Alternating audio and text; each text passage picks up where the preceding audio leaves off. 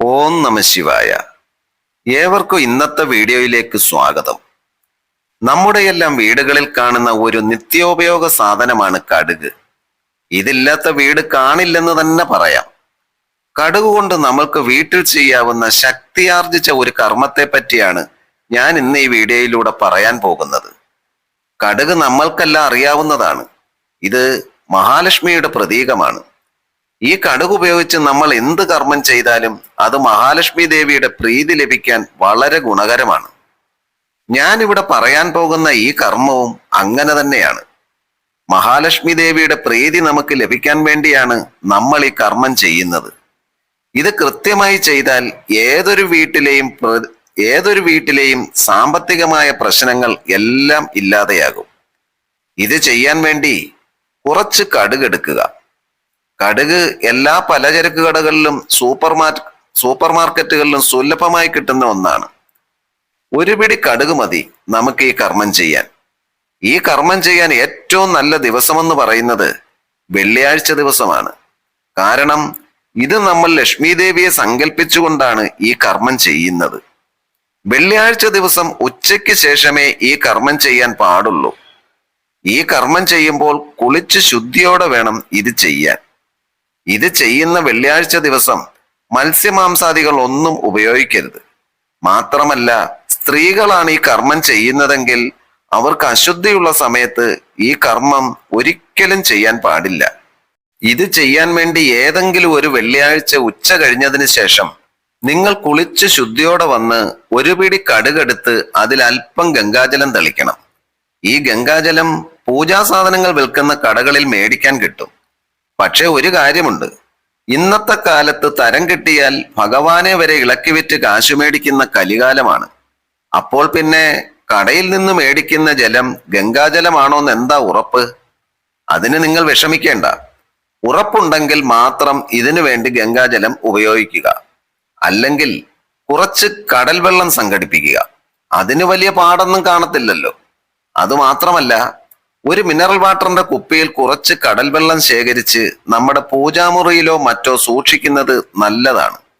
ഇത് വല്ലപ്പോഴും നമ്മുടെയൊക്കെ വീടുകളിൽ കുടയുന്നത് വീട്ടിലെ നെഗറ്റീവ് എനർജി ഇല്ലാതെയാക്കാനും വീട്ടിൽ പോസിറ്റീവ് എനർജി നിറയാനും വളരെ ഗുണകരമാണ്. ഇനി കാര്യത്തിലേക്ക് വരാം. കുറച്ച് കടൽ വെള്ളം നമ്മൾ എടുത്തു വെച്ചിരിക്കുന്ന കടുകിൽ കുടഞ്ഞ് ശുദ്ധി വരുത്തിയതിനു ശേഷം ഒരു ചുമന്ന തുണിയിൽ ഈ കടുകും അതോടൊപ്പം ഒരു 3 കഷ്ണം കർപ്പൂരവും കൂടി വെച്ച് ഒരു കിഴി പോലെ കെട്ടുക. അതിനുശേഷം ഈ കിഴി നിങ്ങളുടെ വീടിന്റെ മെയിൻ ഡോറിന്റെ വെളിയിൽ കെട്ടി തൂക്കിയിടണം. ഇങ്ങനെ തൂക്കിയിടുമ്പോൾ കിട്ടുന്ന ഗുണങ്ങൾ എന്തൊക്കെയാണെന്ന് ചോദിച്ചാൽ, വീട്ടിലുള്ള സകല നെഗറ്റീവ് എനർജിയും ഇതോടുകൂടി ഇല്ലാതാവുകയും വീട്ടിൽ മറ്റെന്തെങ്കിലും തരത്തിലുള്ള ദോഷങ്ങൾ, അതായത് നമ്മൾ താമസിക്കുന്ന വസ്തുവിന് എന്തെങ്കിലും ദോഷമോ അല്ലെങ്കിൽ എന്തെങ്കിലും ദൃഷ്ടിദോഷമോ അങ്ങനെ നമ്മളെ ബാധിച്ചിരിക്കുന്ന ഏതൊരു ദോഷവും ഇതോടുകൂടി ഇല്ലാതെയാകും. വീട്ടിൽ നമ്മൾ അനുഭവിച്ചുകൊണ്ടിരിക്കുന്ന എല്ലാ തടസ്സങ്ങളും മാറി നമ്മുടെ ജീവിതത്തിൽ പുരോഗതി ഉണ്ടാകും.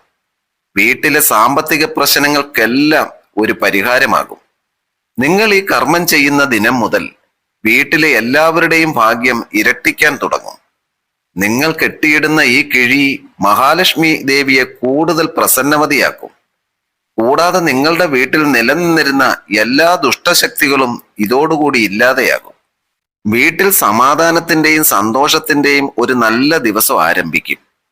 ഈ കർമ്മം ചെയ്യുന്നതോടുകൂടി നിങ്ങൾക്ക് സാമ്പത്തികമായി യാതൊരു ബുദ്ധിമുട്ടും ഉണ്ടാകില്ല. നിങ്ങളുടെ പണം സൂക്ഷിക്കുന്ന പേഴ്സ് ഒരിക്കലും കാലിയാകില്ല. അത്രയ്ക്ക് ശക്തിയുള്ള ഒരു കർമ്മമാണിത്. വീട് മുഴുവൻ ഒരു നല്ല അന്തരീക്ഷമായിരിക്കും. വീട്ടിലെ എല്ലാ അംഗങ്ങളെയും ഒരുപോലെ ബാധിക്കുന്ന ഒരു വസ്തുവാണിത്. തൊഴിലിൽ പുരോഗതി ഉണ്ടാകും.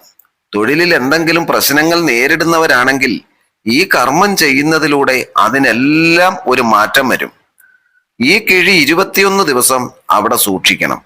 ശേഷം അത് അഴിച്ച് അതിലുള്ള വസ്തുക്കൾ ആരും ചവിട്ടിത്തേക്കാത്ത സ്ഥലത്ത് ഉപേക്ഷിക്കണം.